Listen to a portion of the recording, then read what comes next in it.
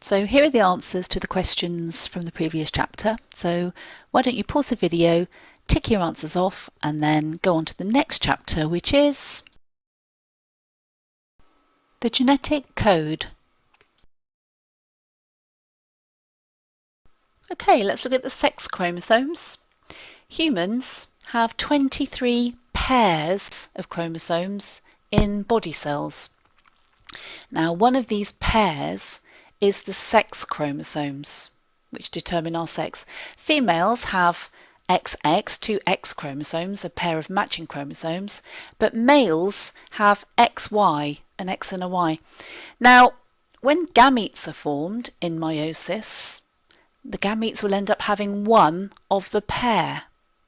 Now, all eggs will have an X chromosome because eggs are produced by females and females only have X chromosomes. But sperms can have either an X or a Y chromosome, depending on which gamete it is.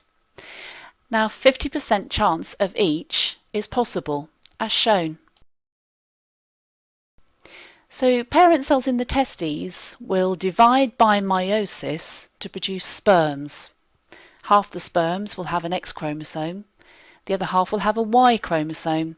There's a 50% chance of either an X or a Y chromosome fertilizing an egg. Now in females, the reproductive cells in the ovaries will divide by meiosis to produce the egg cells, and all egg cells will carry an X chromosome because that's all that females have. DNA fingerprinting. Now, every person has unique DNA, apart from identical twins who are clones of each other. And because of this, we can use DNA fingerprinting to identify individuals, for example, in paternity disputes and in forensic investigations. Now, DNA fingerprinting means looking at the DNA out of the nuclei of your cells. It doesn't mean using fingerprints from your actual fingers. So here's an example of some DNA fingerprinting. The lane on the left shows DNA from the crime scene, and the lane on the right shows DNA from the suspect. What do you think?